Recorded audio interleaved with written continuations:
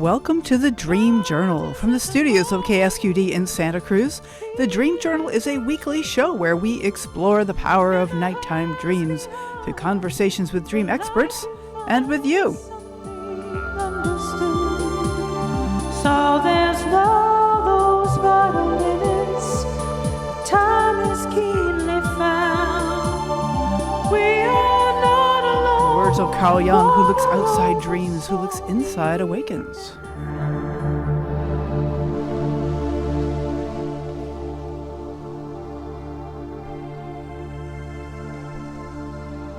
Today's music is called Calliotropers. The tropes of Calliopsis. Purpose-driven success. Today you will meet Dr. Summer Watson, who is an emotional entrepreneur, a doctor of psychology, and a passionate dreamer. I am your host, Katherine Bell of Experiential Dreamwork, and welcome to the Dream Journal. We are also a weekly podcast. Please subscribe, rate, and review.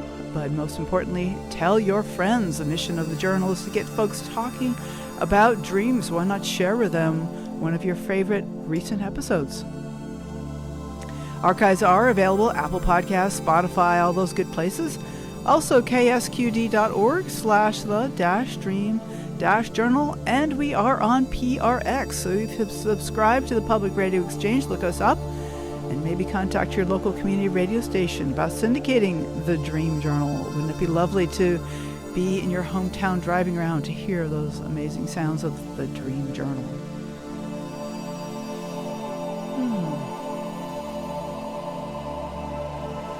Let's see. So what was it? There was a dream this morning. It was Dolly Parton on stage. What can I say?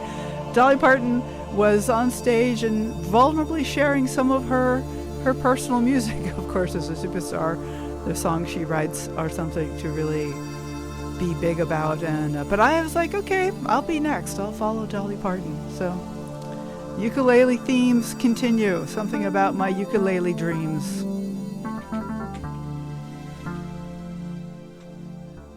Okay, our guest is Dr. Summer Watson. She's MHS, PhD, and she is a high-performance coach, doctor of psychology with a clinical emphasis, a podcaster, an event producer, a live show host, an author, and a military spouse of over 21 years. Dr. Watson's mission is to bring community together and help people understand what it is to be an emotionally agile entrepreneur, and you can find out about her on her website, corewomen.com. That's women plural, and core spelled with a K, corewomen.com. Hey, hello, Dr. Watts. Glad to have you on the show. I am so excited to be here with you. Thank you for the invitation. I'm looking forward to this conversation. Fantastic. I believe our connection initially was Scott Mason, good old Scott Mason, who's given me so many radio guests, and you are another one. I was on your podcast about 6 weeks ago, and the corewomen.com. Maybe just start with what are core women? What does that even mean?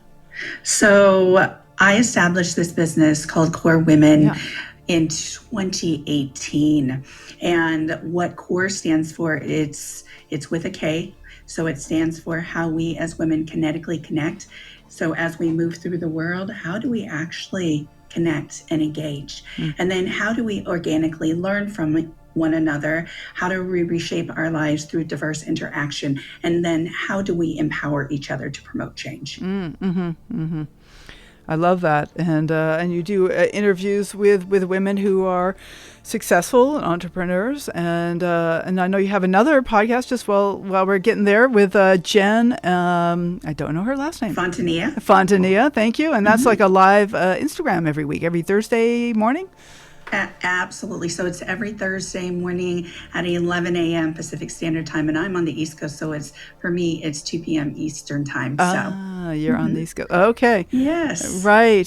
So thank you so much for for being on the show. And you said that you wanted to talk a little bit about recurring dreams. Like, what do you have to say about recurring dreams? You've experienced that yourself? Some people you work with?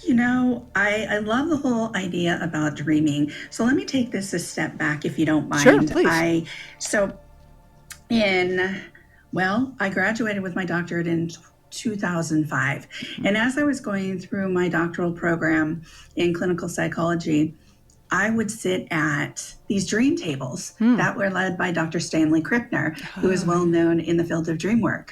And so I would sit there and we'd all bring a dream and we'd all go over that dream and just kind of break it down and see what we thought about it and just kind of give our ideas. And so that's where the whole idea of dreamwork really started for me, because I loved being at that round table, just hearing what other people had to say. So what I really love and what I'd love to talk about is about those recurring dreams, about those dreams that, you're having while you're sleeping, but you're also aware that you're dreaming. Oh, like a lucid dream? Lucid yes, dreams, exactly. Yes. Okay. Where you almost like don't want it to end, you want to finish it, where you want to change maybe the ending. Oh, whoops. Yeah, there's that.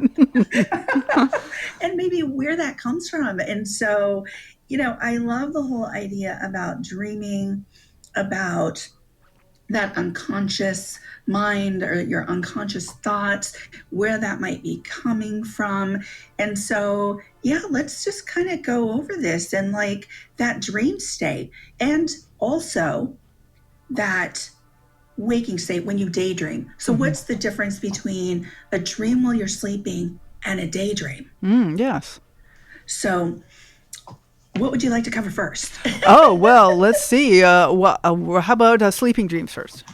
Okay, sleeping dreams. So the unconscious, right? Yes. So we can take this from a lot of different places. And I know that you, I think you have on your signature line, like something about Carl Jung. Is that correct? That's right. Yep. Okay. So on the signature line of your email, you do quote Carl, and so there's a difference between the way that maybe Freud thought about dreams and the way that Carl thought about dreams. Very true. Can you give us a little bit more of an explanation? I can go into this, and this is probably something for a whole different episode, because we don't want to break this down completely, but just to give us the gist of maybe where Freud came from and then where Carl came from. Right. Well, the quote that you're referring to is who looks outside dreams, who looks inside awakens. And I also do that on the show. That's one of my favorite quotes about turning inside. And I'd love to hear your take on Carl Jung versus Sigmund Freud. I'm very curious. Yeah, absolutely. Well, Freud, to me, really focused on that whole idea of the psychosexual. He focused on the literal versus the latent, right? So what do you see literally about the dream? So if you were to do a dream journal, there's something I might ask you if we're taking it from a Freudian perspective. So write down your dreams. There's free association about the dreams. There's that hidden meaning or the symbolic meaning behind the dreams and the unconscious. And that's where he really thought that's where the juice or the meat of the matter came from, is that latent. What was that hidden meaning? What was the symbolism in the dream? So he might be breaking down the dream to really dig into that symbolism, that hidden meaning. Where Carl Jung he thought about the dream and moved beyond maybe the self and really wanted to go more into that collective consciousness. And so he really brought in those archetypes, such as the persona, the shadow, the amina, or the anima, or the animus, or the self. So, and those were very interesting archetypes. Do you want to talk about that? Sure. Well, what has been your experience? Have you had certain dreams that you looked at in different ways, or that what have you found helpful in working with your own dreams? Well, that's a good question. Yeah, well, I mean, not just to throw it in there, to bring it into the personal a little bit more. Like, I mean, there is the psychosexual content and the whole thing about symbolism, and we're all into Googling. Oh, what does a fox mean? Something. Right. And then there's also the archetypes, and I think in some ways modern people use a little bit of both. And Right. but yeah, so what have you found helpful? What have you found valuable? Well, I think when I have a dream, honestly, when I have a dream, there's times where I'm like, what the heck did I just, what was that? Yeah, It was most of just so them. fantastical. Like, Uh-huh. what, you know, and there's times where I'm like, it's late at night. And I'm a late night person, so it's got to be probably around 2, 3, 4 in the morning where I'm dreaming. I'm getting into that REM, right? And I'm kind of like, I wake up going, man, I really need to write this down. Like, I really need to either record this, write this down, because in the morning I probably won't remember it, and then I fall back to sleep. Right. So, True that. you know, and so there's been those really kind of fantastical dreams, and then there's been those dreams where I wake up going, what did I just dream? I dreamt about maybe something related to my relationship, maybe something where I'm dreaming, falling or flying, which are very common, right? Yeah. Common themes for dreams. But there was one dream in particular that I used to have, going back to the question of recurring dreams, right? When I was a little kid, I used to have a recurring dream when I was sick. And that recurring dream would be usually when I had a fever, usually when I wasn't feeling well, and I was usually tossing and turning. And the dream was I'd be a little kid standing at the bottom of a mountain, and I would see these big, and everything was gray. It wasn't like bright, it wasn't dark, it was gray. And these big gray boulders would start rolling down the hill at me, and I would be just looking up going, oh my gosh, what am I going to do? How am I going to get away? And I think when I looked back on that and I tried to assess it, analyze it, whatever you want to call it, I thought to myself, what was that? I think it was, I just wanted to be well. I just wanted to feel better. How do I get better? And then if I go a little deeper, I could tap into, I was a kid, and I don't really want to use, because it really doesn't, I don't know, I would say somewhat sickly, in that I had a hole in my small intestine when I was 6 months old. And from there I had multiple surgeries. So I think when it comes down to it, and I really look at those dreams of wanting to get away, having that dream that recurring dream when I was a child, it was, I just want to be well. Yeah, 6 Why am I months sick? old? Is that what you said? Your surgery? Yeah, at Oh, 6 my months old, I goodness. had a spontaneous perforation in my small intestine. Oh, Yeah, they didn't know what caused it. And I became very septic. My mom, she was a young mom. She was 19, and she would take me back and forth to the doctor, and they would say, there's nothing wrong with her. She's fine. This was in Los Angeles. She's got a cold. She's got the flu. And then she took me back in, and that was about 2 weeks later. And she kept taking me in, but 2 weeks later, she took me back in, and basically I went into a coma. I was septic. They rushed me to the hospital, did exploratory surgery, and finally found the hole. And I was in the hospital for weeks. wow.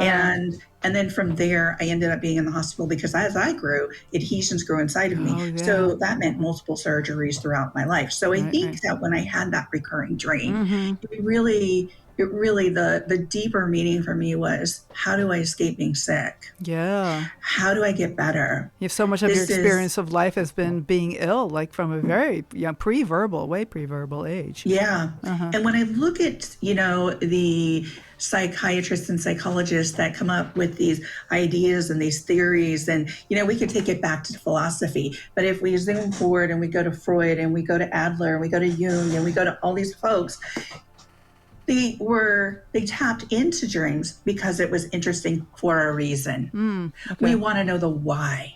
We want to know the purpose. What's driving this? Right. So when we think about these dreams, and we think about, if you were to ask somebody to do a dream journal or a dream sheet to write down, we would want to know, we ask why. What was the reason for this dream? Or how did you actually physically feel during this dream? At that recurring dream, did I want to escape? Yeah, I wanted to run, right? during that recurring dream, how did it make me feel looking up at those boulders coming down at me? Terrifying. I felt emotionally scared. Yeah. Right. So have you ever had a recurring dream, Dr. Bell? Oh yeah. Yeah. No, I've had a lot of different themes that come and go. But for sure. Tell us about one of those dreams. I'd love to hear. Sure. Well, I just shared before you got on the line, I shared a recent dream of mine, which is a little more cheerful kind of recurring dream, but I have about being on stage and that I've been teaching myself the ukulele the last couple of years. Fun. and it's been so fun. Like leading at the music nights, we do music nights pretty regularly, buying bonfires and that sort of thing. And I just love to sing. And it's also been this whole terrifying thing of not feeling talented enough and not feeling that I have anything to offer. And so there's been a whole theme of being on stage or wanting to be on stage. And this dream was it this morning? Maybe it was yesterday morning. That Dolly Parton is on stage. I love Dolly. I know, isn't Dolly great? It was kind of a small stage, and there was maybe 50, 80 people watching. And she was just being really vulnerable and saying, "Well, these are some of my new songs, and I hope you like them." And I'm sitting in the audience, and I'm thinking, "Oh, I'll go next."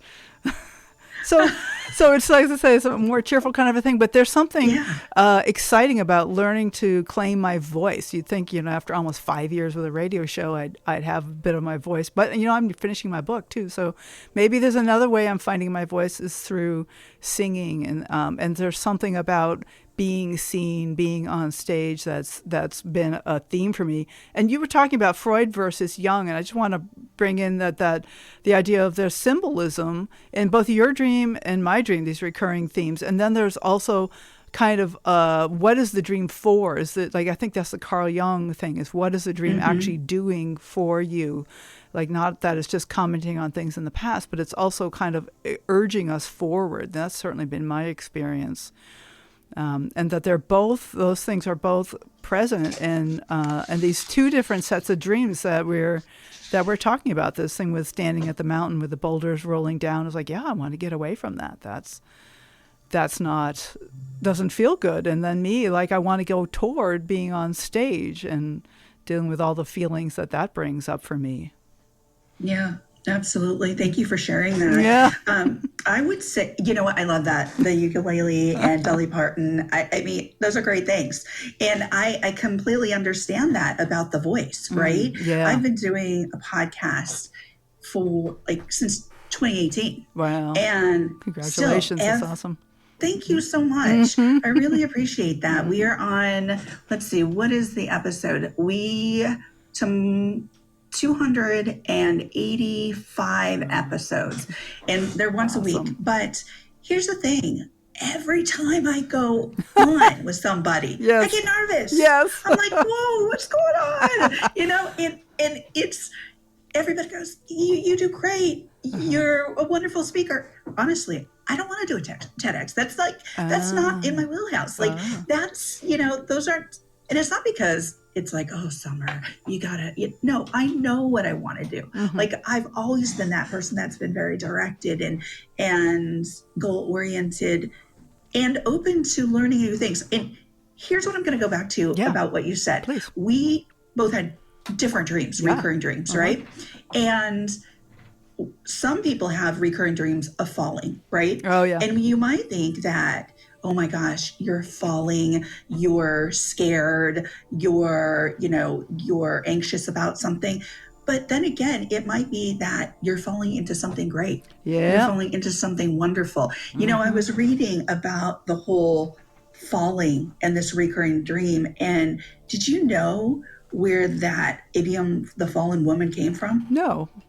What is that? From this whole idea of women falling, because from a psychosexual standpoint, it's about falling and not being able to control your environment or yourself. Oh. So you've fallen because it's more like that shadow, that deeper, darker part of you, where you might have said, that's your dark side, right? And so you're falling because you gave into something. But on the other hand, you can give into something good. Yep. And you can be open to that growth. So when there's that dichotomy, you can look at it from so many different perspectives. A dream can be very subjective based on how you perceive things, the world, right? And I think that comes from a lot of different places. And that comes from how we were raised. It comes from our conditioning. It comes from what we see around us in the world, the people in our sphere. Like, there's so many reasons why we may be dreaming something. Right. So it's not always a negative where those boulders are coming down at me, but maybe those boulders that were coming down at me were saying, it's okay. You have time to take a step aside. You have time to do things differently in your life. It's okay that you're not feeling well. You will get better. So it's a perception too of how you look at life. That's a way to reframe the dream. Right. And there's so many different ways to look at things, just as there are so many ways to different ways to look at things of life. And I'm wondering if this is a time to tie in the daydreaming with the sleep dreaming, because some of these, both of these issues we're talking about here have very much to do with waking life issues. Yeah, I love, even as a kid, my dad used to go, hey, stop daydreaming. You're daydreaming all the time. And I really used to love to lay on. So I was raised in Santa Cruz. Oh, I didn't know that. Oh, wow. Oh, yeah. I was totally raised in Santa Cruz. So when I was asked to do this, I was like, yeah, I'm going back home, man. So I actually lived off of Mission Street. Okay. And way down by Natural Bridges. Yeah. And so if anybody from West Santa Cruz Side. listens to this, they know. Yeah, the West Side. Yep. West Side. But what's funny is I used to go to school at SoCal High, which is not on the West Side. Yeah. So, and I went to Good Shepherd as a young kid, which is in SoCal. So I've been all over the county, right? So, but I lived on the West Side, and my first job was actually at the boardwalk. Okay. That's real Santa Cruz of you, Summer. I'm just so Santa Cruz, and I used to actually go to the beach from probably starting at, April, and then go all the way until September, October. Oh, yeah. I was a beach kid.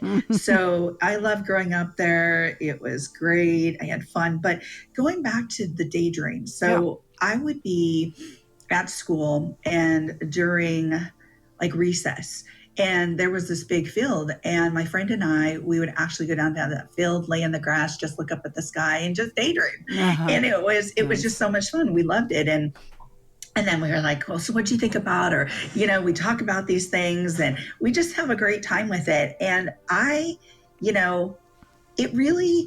it's a place where you're awake and you're conscious, but you're taking yourself through this process or something that maybe that excites you, or that you're, that's a story that you maybe want to continue throughout your life. Maybe it's something that is meaningful to you. Maybe what I like to call today your PPI, your passion, your purpose, your impact. So maybe you're dreaming about something like that. And so I know we talked previously about daydreaming about maybe entrepreneurship, right? Or maybe dreaming about entrepreneurship, because we're both entrepreneurs. That's true. Very true. Yep. And so, daydreaming is a way that you can really kind of meditate, manifest. And I consider those daydreaming things too. So I think it's purposeful. It's something where there's intentionality behind it. So you can engage in what your thoughts are, what your dreams are, what your passions are. And I loved to daydream. Do I daydream now? Not as much, but I think that daydreaming began really in my childhood and also continued into my adolescence. And I remember having this big poster on my wall, off Mission Street and in the condo that my mom and I lived in. And it was a big poster. It was so 80s, Dr. Bell. It was so 80s. It was of this big house, and it had these 4 stalls with these really fancy cars. They were like a Jaguar, a Mercedes, and this was the picture. And I put it on my wall behind my bed. And I also had a big map of the world on my wall. And I had a poster, a love poster. So these were things that I would dream about. Love. I would dream about travel. I would dream about how am I going to be successful? In what ways?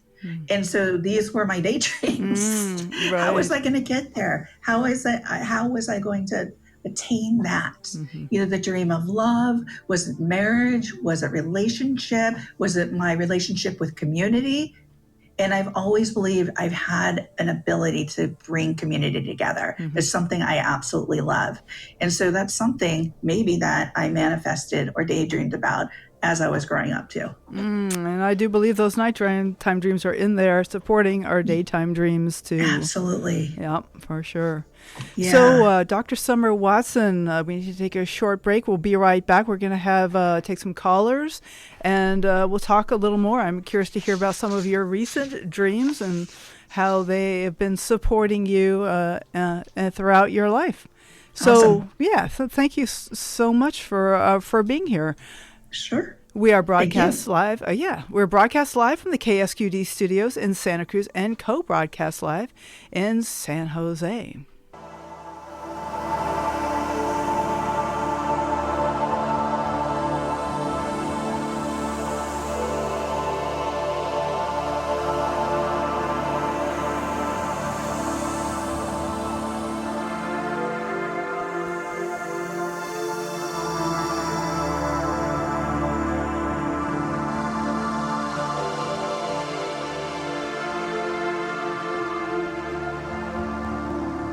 Okay, welcome back to the Dream Journal.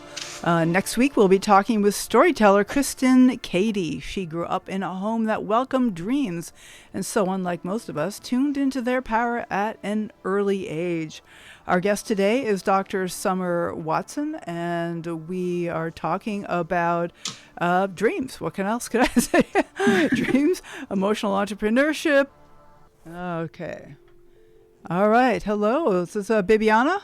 Hi, it is. So, Bibiana, thanks so much for calling. Where are you calling from? I'm calling from Savannah, Georgia. Savannah, Georgia. Okay, welcome. Thank you. What can we do for you? I'm glad to have you there. We got Dr. Summer Watson here. I've been enjoying listening. Good. Yes, Oh, thank you. I actually am friends with Dr. Summer Watson. Perfect. And with also Scott Mason. So I'm glad to be able to speak to you as well. Excellent. So, okay. So the reason that I wanted to call in is there was a summer when I turned 18, and it was a summer of extreme change for me. I mean, just so extreme, like we don't have time to get into it, but enormous changes. And I was in this mansion for the summer on the Chesapeake, working as an au pair. Mm-hmm. And the reason that I was there was this terrible tragedy in the family I was working for, and possibly a murder, but it turned out to be an accidental suicide. So, I mean, like, serious stress, right? Yikes. Heavy everything. Oh, yeah. And I started feeling like weird energy in the house and that kind of stuff, because I'm very sensitive to energy. And you know, I wasn't sleeping well, so I actually moved rooms. This place was so big that I literally had, 8 bedrooms I could sleep in, no problem. Nice. That wouldn't oust anybody else that was already settled in their spot. Mm-hmm. And anyway, the bedroom that I was sleeping in, I think, is what kind of brought it on. It had this enormous sort of what they call a captain's window. It's like half of a hexagon. Yeah. And it goes out over the top of the seawall. So at night, I would be laying in bed, and I could hear the water from the Chesapeake slapping against the seawall. And it would start putting me into this weird headspace. Mm-hmm. So I'm in the weird headspace, and I start having this nightmare. And the nightmare was exactly the same every single time, except for it got longer, crazier, and scarier. Oh, wow. And I had it every night for almost 4 weeks. And like I wasn't sleeping, I wasn't eating, I was losing my mind because it was really scary. It's very miserable to have persistent nightmares. I'm so sorry. Right. I'm terrified to go to sleep.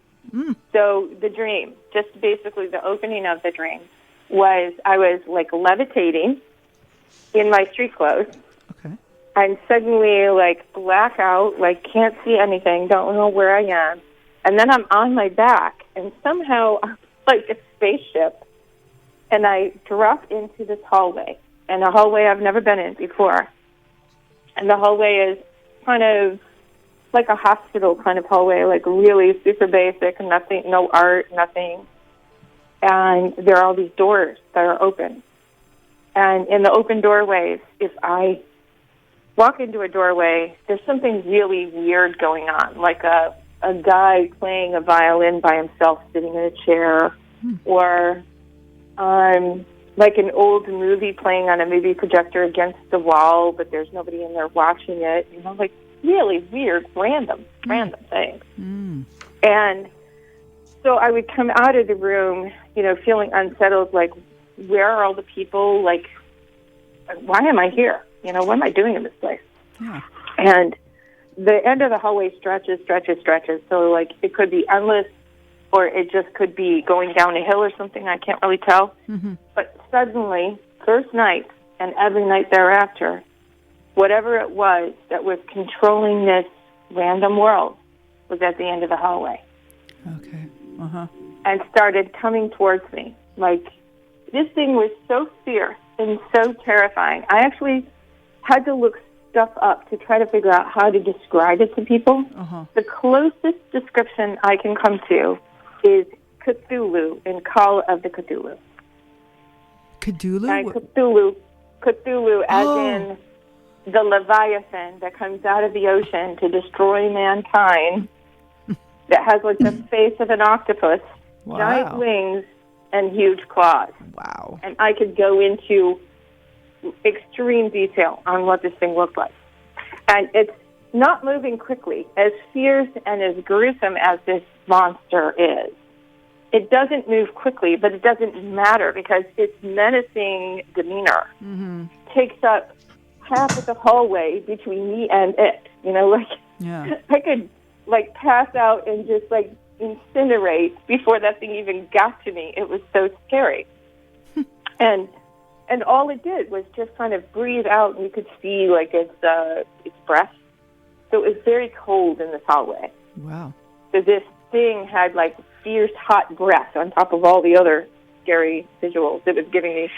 And it was just slowly moving towards me. So I'm ducking into rooms trying to get away from this thing because it's terrifying. Yeah. And I would wake up in a sweat. My sheets would be wrapped around me like, even my hands would be in giant fists. And this went on for weeks and weeks. And I finally came to the conclusion, after trying sleeping medicine, yoga, everything you can imagine, that I had to figure out how to face this beast in the hallway, whatever it was, and shut it down. Yeah. What happened? Well, I did a lot of reading. Okay. Definitely one of my favorites in solving the problem.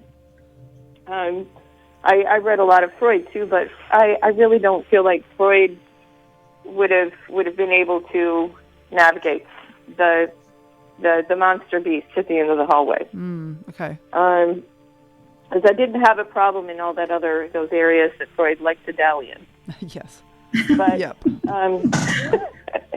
but anyway, so I studied and walked along the edge of the Chesapeake in nature, because nature is where I get my calm, peaceful information. Yeah. And I was like, still terrified every night to go to bed, just absolutely terrified.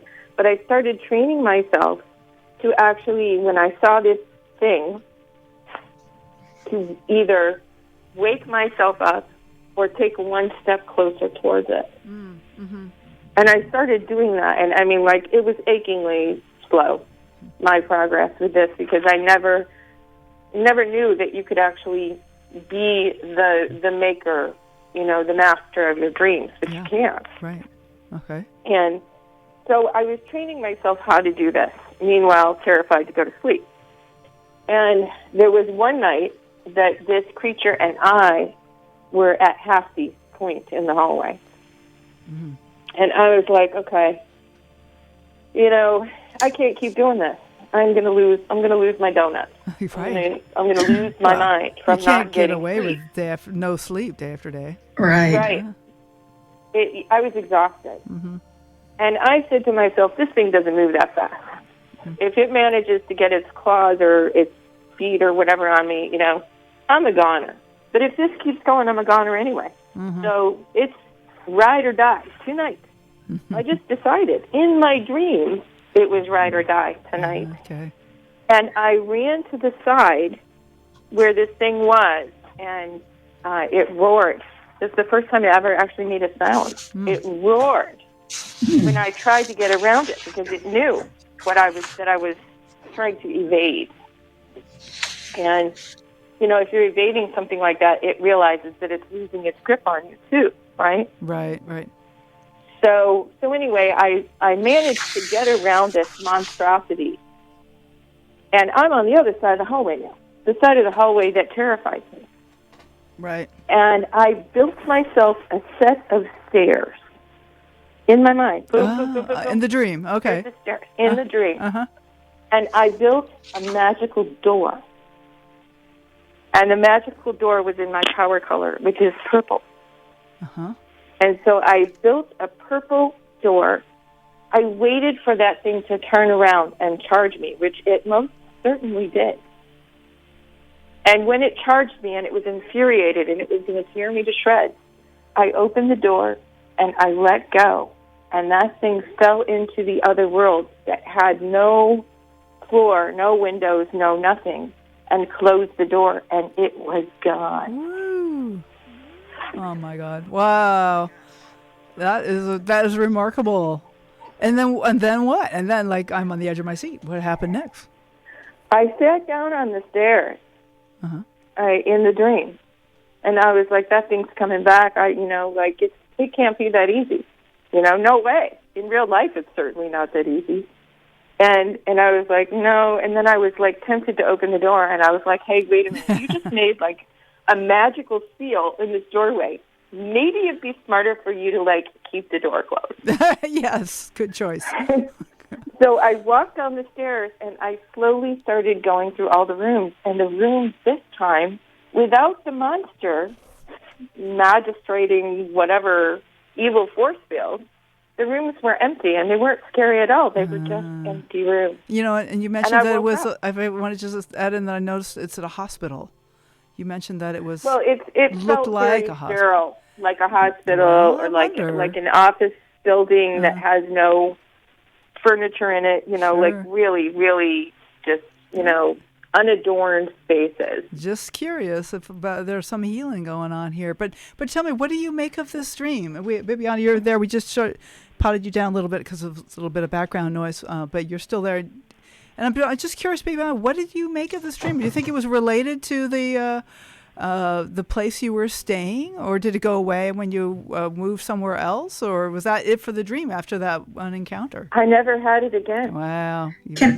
Can I jump in here too? Yeah, please. I have a couple of questions. Okay. Yeah. So this is a really interesting dream. It's a long dream, and when I started envisioning some things about the dream and how pervasive it was, I thought about that weed, a kudzu. It's from the South. Do you know what I'm talking about? Oh, kudzu, the crazy ivy that grows over everything. Yeah. Absolutely. And it was just invasive, right? Yep. And this dream was so invasive. Now, was this occupying your daily living? Well, when I would wake up, it would take me almost an hour to kind of shake it off. I bet. Because I would feel physically ill. I started having clumps of hair coming out. Oh, no. Wow. It was really stressing me out. Really stressing me out. Absolutely. My other question for you is, did you feel like this is well, in some respects, as I'm hearing this dream, it felt kind of like a lucid dream where you had some control in the dream. You knew you were dreaming. It was almost like, okay, here's Freddy Krueger. He's in the dream with you. Yeah. What are you going to do next? Right. And so here you are. Did you feel like this was a lucid dream because you did build stairs? You had it it was a reoccurring dream. It was every night. You said specifically, and this is really interesting, it got longer, it got crazier, it got scarier. So did you feel like you had some control in the dream? Sometimes it felt more real than my reality during my waking day when I knew that I was doing things out in the world. So sometimes the dream world actually felt more powerful and more real than my own reality. And, you know, I wasn't taking any kind of prescription medicine or, you know, anything like that whatsoever, but it was so pervasive that it was like kazoo, like you're saying. It was like bleeding into my reality because it started becoming the one thing that I would stress about going to bed, and then I would wake up, and I'd already be scared of going back to sleep again, and that was like, 18 hours later. Yeah. So, well, let me ask you this too, Bibiana, and let me tell you this too about Bibiana. Let me be very transparent. So Bibiana is a friend of mine. She is an incredible author. And she's written how many books, Bibiana? 39? I'm working on my 31st right now. What? 31st books. That's incredible. 31 books. So, and Dr. Bell's working on her book too. My first book. I'm taking one. I heard that. That's amazing. Congratulations. Thank you. What's your genre, Bibiana? If just jump in there. Well, I write a lot of multi-genre, but I would say where my focus tends to be speculative. It can be speculative horror. Oh, there we go. Speculative science fiction. Yes. Okay. So I use some of the things I've experienced to basically really answer questions and to help people tap into their intuition. Right. Maybe plot lines. Yeah, it felt like I read your last book, and I was reading some of it last night, and that short story, Chili. It was Obelisk. Yeah. Yes, and it felt like that monster in that story was kind of from a part of it could have been from this dream, this recurring dream that you had. Yeah. But yeah. Oh my goodness! But so this recurring dream. Did you have, a couple of things. Did you have this dream before you entered into this place? And it's kind of going back to what Dr. Bell had asked earlier. Do you feel like this home that you were living in contributed to the energy that you were feeling in this dream? I do think so. I mean, this house was, because I'm extremely sensitive to nature energy, people's energy in buildings, energy in historic places. And this place was all of that. This mansion was built in the early 1800s. And it happened to be right along a forested kind of bog area on the edge of the Chesapeake where there were some really bloody battles between the North and the South during the Civil War. So, there's a lot of energy that I feel is kind of stuck in this little corner of the world. And I was not only feeling that energy, but I was also feeling the energy, I believe, of the person who had a tragic end because of some very specific things that happened in the house the first few days that I was there.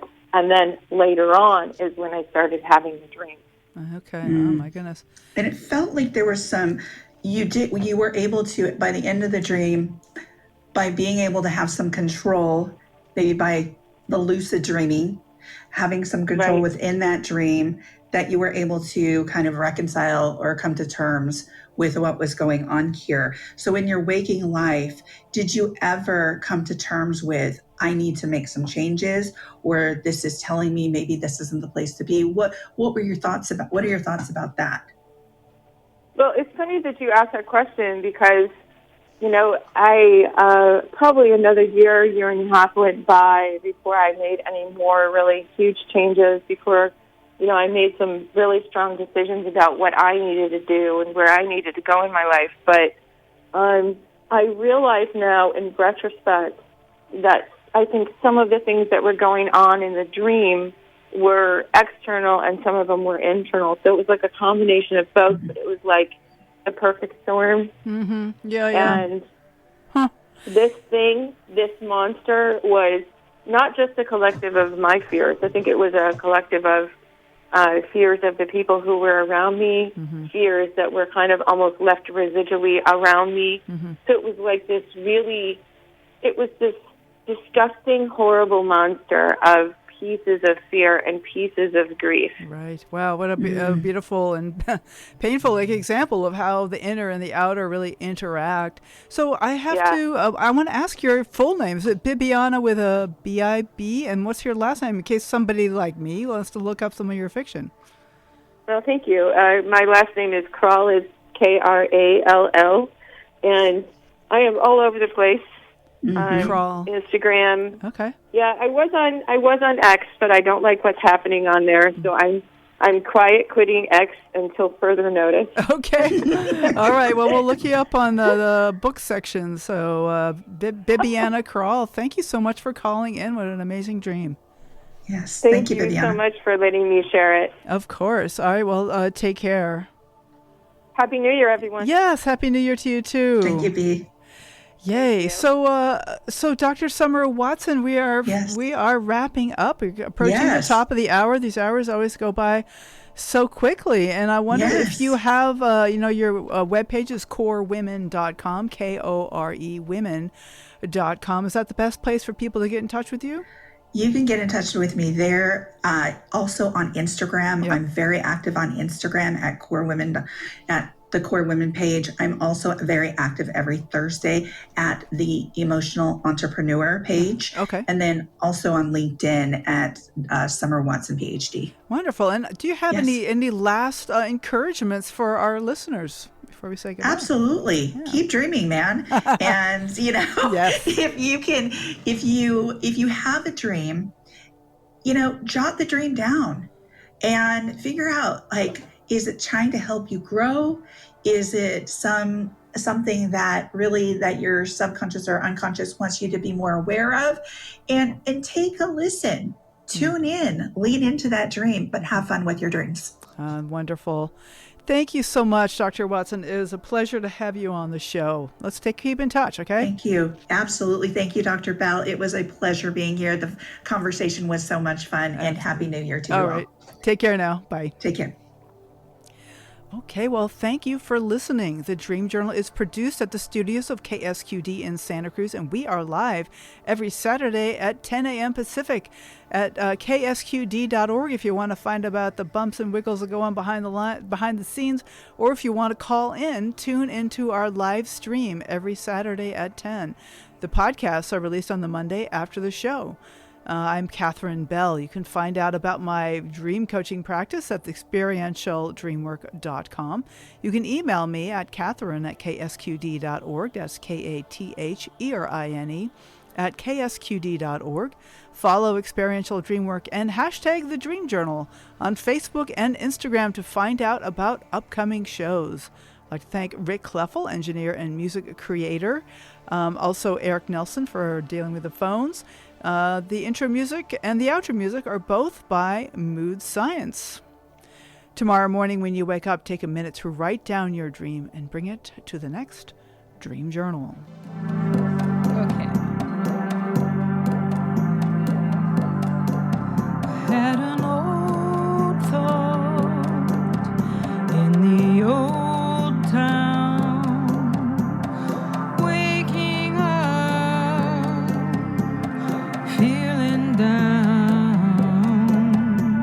Was what I learned in the old school is there's no fool like an old fool. Make the most of the moments you've got. Time you spend can never be bought. Make the most of the moments you've got. Time you spend can never be bought.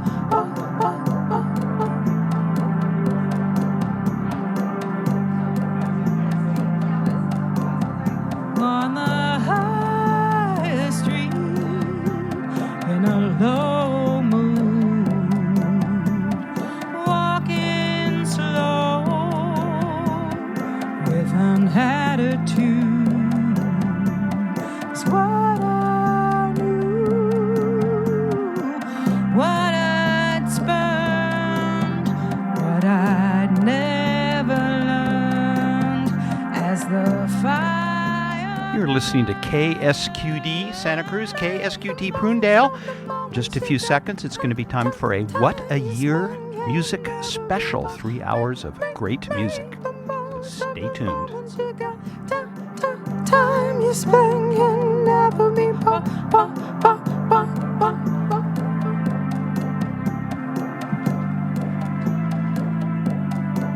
I'm in a new town, an old soul without a plan and an